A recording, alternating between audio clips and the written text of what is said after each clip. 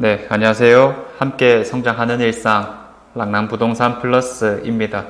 벌써 올해도 중반기에 접어들었습니다. 대구 부동산에도 많은 변화들이 있었고요. 그런 것들이 거래량에서부터 드러나기도 했었는데 사실 올해 하반기부터 어떤 변화가 좀 생길까 이런 것들이 많이 궁금해지던 찰나였고, 전통적인 부동산 비수기라고 할 수 있는 휴가 시즌이 이제 곧 가까워졌다 보니까 이런 6월부터의 거래량 흐름에 좀 집중할 필요가 있겠다, 이렇게 이제 말씀을 드렸는데, 오늘이 18일이거든요. 그래서 절반 정도가 살짝 지났죠. 그래서 오늘까지 거래된 내역은 어떤 게 있었는지 한번 살펴보도록 하겠습니다.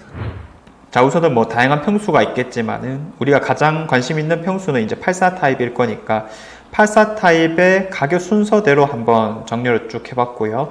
야, 이번 6월 달에도 거래가 꽤 되었습니다. 벌써 한 400건 가까이 이렇게 찍혀 있는 모습인 건데, 당연히 본인 상황에 맞춰서 이제 아파트를 바라보겠지만은, 사실 우리가 부동산을 바라볼 때면 항상 첫 번째로 생각해야 되는 것은 나의 자금 상황에 맞춰서 하는 것보다는 정말 이제 좋은 입지냐부터 시작하는 게 맞다라고 말씀을 드리거든요.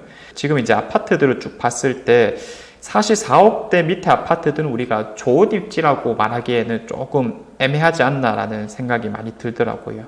4억대 이상인 것들이 그래도 입지적인 측면에서 나름 괜찮다라고 하는 곳들이 되겠고요. 만약에 이제 이런 경우가 있겠죠. 내가 자금적으로 충분한데 리스크에 대한 부담을 좀 줄이고 싶고 대출도 이제 부담스럽고 뭐 이런 생각을 가지신 분이라면 최소 그래도 4억 이상을 좀 바라보는 게 맞지 않을까, 이렇게 생각이 들고, 어쨌든 본인 상황에 맞춰서 투자를 하는 거니까 참고 용도로 들으시면 되겠습니다. 자, 그리고 이제 가장 비쌌던 게 버머 엘린의 뜰이었습니다. 요게 이제 올해 6월 달에만 한 2개 정도가 거래된 모습이죠. 그 밑에 가격은 안 보이고요. 확실히 이제 수성구에서 가장 많이 거래가 되었습니다. 그리고 또 84 타입 기준 하에서는 가장 높은 가격을 형성하고 있는 건데, 아무래도 우리 대구라고 하면은 수성구 범어역에서부터 좀 시작을 할 수밖에 없을 건데, 그 일대는 신축 중에 대단지라고 할 만한 게 크게 없다 보니까, 그것도 이제 뭐 동도초를 보내게 되니까 길 건너에 있긴 하지만은 입지적인 측면에서는 매우 훌륭하다라고 이야기를 해볼 수 있는 곳이겠습니다. 이런 것들이 이제 상당히 잘 나가고 있는 상황이고, 힐스테이트 버머 센트럴의 약진이 좀 두드러지고 있는 상황이죠. 요거는 이제 헷갈릴 수 있는데 범4에 있는 게 아니고 범3에 있는 겁니다. 우리 흔히 잘 알고 있는 MBC 내거리 쪽이죠. 지금 이름을 바꿔서 벤처밸리 내거리라고 부르는 곳인데, 요 힐스테이트 센트럴이 이제 22년도에 입주를 했다 보니까 매물수가 그다지 많지 않은 상황에서 최근에 다시 뭐 조금씩 나오고 있는 모양새입니다. 아무래도 뭐 집주인들이 좀 팔려고 하는 거겠죠. 이런 것들도 이제 그 일대 개발이 워낙 좀 두드러지고 있다 보니까 역시 한 8억대 정도에서 좀 팔렸습니다. 그래서 이런 부분들이 좀 눈길이 가는 상황이다라고 이야기를 해볼 수 있겠고, 사실 뭐 지금 우리 대구 시장에서 최상급지는 아니긴 하지만은 향후 발전들이 좀 기대되는 동네에서는 최우선이다라고 이야기를 해볼 수 있겠죠. 그래서 뭐 엘리네트, 힐스테이트 버머 센트럴, 그리고 이어지는 힐스테이트 황금 엘포레까지, 이런 것들이 이제 지도상으로 놓고 보면 다 동대구로에 해당하는 겁니다. 힐스테이트 버머 센트럴이 여기 있는 거고요. 그 다음에 버머 엘리네뜰, 마지막으로 힐스테이트 황금 엘포레, 요 세 개 단지가 이제 공통적인 특징이 있죠. 바로 동대구로 라인에 이어져 있다라는 측면입니다.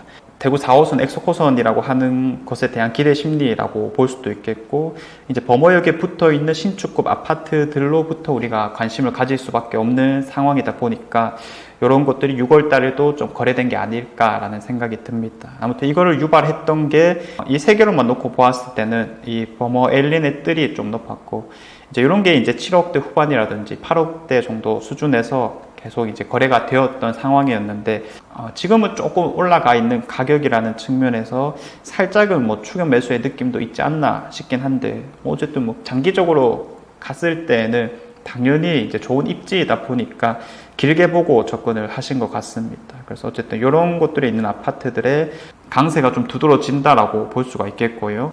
자, 그리고 이제 다음으로 볼 게 한 6억에서 7억대 정도의 아파트들인 건데, 뭐 수성구 아파트들은 당연한 거죠. 뭐 예를 들어서 방금 봤던 엘포레도 있고요. 힐스테이트 황금동, 수성 알파시티 동아 IWC, 수성 롯데캐슬 더 퍼스트, 이편한 세상 버머 아파트, 이런 것들 전부 다 우리가 잘 알고 있는 아파트들이죠. 흔히 수성구에 대한 접근을 할 때 6억대에서 살 수 있는 아파트들이 무엇이냐라고 물어보면 이런 것들이 이제 대표적으로 떠오르는 것들이다라고 볼 수 있겠고, 좀 눈길이 가는 게 이편한 세상 두류역이죠. 지금 수성구가 아닌 지역이 처음으로 나타났는데, 이게 지금 서구 내당동에 있는 이편한 세상 두류역입니다. 비수성구 대장급 입지가 어디냐라고 했을 때 죽전역, 두류역, 그리고 청라운동역 이런 것들을 첫 번째로 떠올리기 십상이고, 사실 죽전역이라든지 청라운동역은 각자 대장 아파트가 또 입주를 했기 때문에 지금은 이제 호가들을 좀 많이 높여 있는 상황이에요. 그리고 두류역 같은 경우에는 두류역 자리가 아직은 한창 공사 중이죠. 근데 이 내당 1동에서 유일하게 이제 입주를 한 아파트가 이편한 세상 두류역인데, 저는 이 6억이라는 게 참 상징적인 가격이라고 보고 있거든요.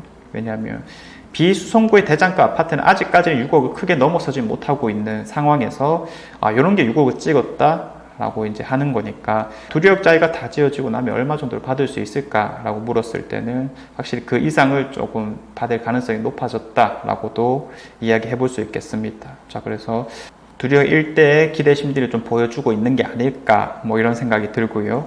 자, 그 다음에 이제 한 5억대 정도의 아파트들인 건데, 지금 대체로 금액대별로 거래된 거는 거의 비슷한 것 같아요. 그런데 이제 금액이 좀 내려갈수록 이제 대상 수가 늘어나다 보니까 거래량이 당연히 좀 많아야 된다라고 이야기를 해볼 수 있겠고, 수성구 안에서는 상동의 동일 하이빌 레이크 시티, 나름 고급 아파트이죠. 입지가 조금은 부족하긴 합니다. 자, 그리고 이제 신암동에 동대구 이안 센트럴 D가 거의 6억에 육박했습니다. 이런 것도 이제 바로 옆에 동대구역 화성파크 드림이 입주장을 거치고 있는 상황인데, 그러게 이제 6억대를 좀 넘겨서 실거래가가 많이 찍히다 보니까 선택이라고 볼 수 있겠죠. 나름 두 개 다 최신축구 아파트이고, 이안 센트럴 D도 거주 환경 측면에서는 둘째가라면 서러울 거니까 워낙 또 외형적인 상징성도 있고, 거의 6억대 가까이에 찍혔습니다. 이런 가격 보니까 이편한 세상 두류역 가격이 참 잘 찍혔구나라는 생각이 들기도 하고요. 월배 3점 그린코어가 지금은 가장 눈길이 가죠.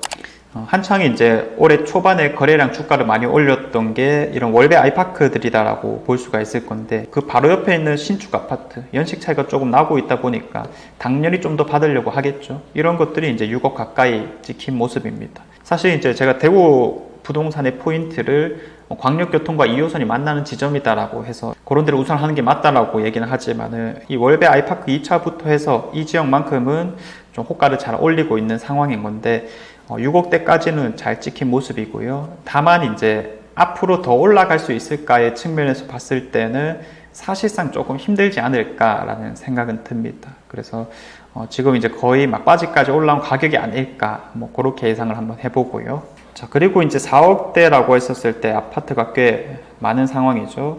자, 한 페이지가 좀 넘어가고 있는 모습인데, 자, 이렇게 보면은 월배 이편한 세상부터 시작을 해서 대신 센트럴 자이, 대명역 센트럴 엘리프, 다 한 번씩은 들어봤다, 그쵸? 그리고 월성, 협성, 휴포레, 복현 아이파크, 현대 아이파크, 대충 느낌이 오시죠? 뭐냐면 그 일대에서 나름 이제 준신축급이라거나 혹은 선호되는 아파트들이 좀 거래가 많이 된 경향이 있습니다. 이 상황에서 이제 2010년대 밑에 아파트들은 확실히 수성구에 있는 아파트들인 거죠. 수성동 4가에 있는 대림이 편한 세상 역시 4억대를 좀 받아주고 있는 모습이고, 한 가지 좀 눈에 띄는 게 이제 다사의 최신축구 아파트인 힐스테이트 다사역, 이런 것들도 4억대에서 거래가 좀 된 모습입니다.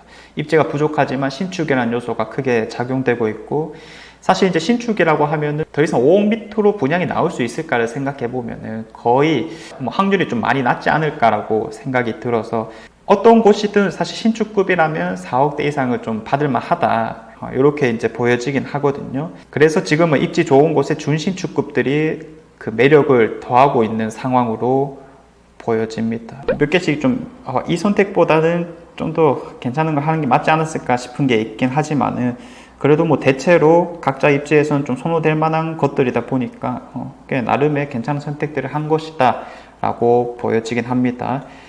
자, 그리고 이제 4억대 밑으로 가게 되면 사실 돈 조금만 더 보태서 좀 더 좋은 입지로 가는 게 어땠을까 싶은 결과물들이 대부분이기 때문에 최신축급들 위주로만 이제 좀 바라봐주면 될 건데, 뭐 신촌동, 동대구, 반도, 유보라 이런 거 매우 괜찮겠고요.